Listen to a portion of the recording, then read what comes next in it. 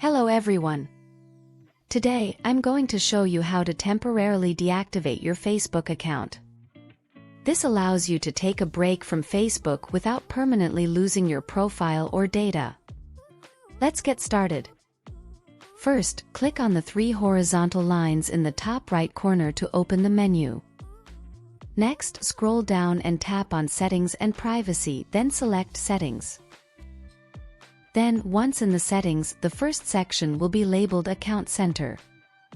Go ahead and select See More in Account Center at the bottom. Once you open up the Account Center, select Personal Details under Account Settings. In Personal Details, select the last option, Account Ownership and Controls. Now that we're in here, all we need to do is select the last option, Deactivation or Deletion. Then select the Facebook profile that you want to deactivate. You have two options in here. You can either deactivate your Facebook account, which is temporary, or you can permanently delete your Facebook account by changing to Delete Account.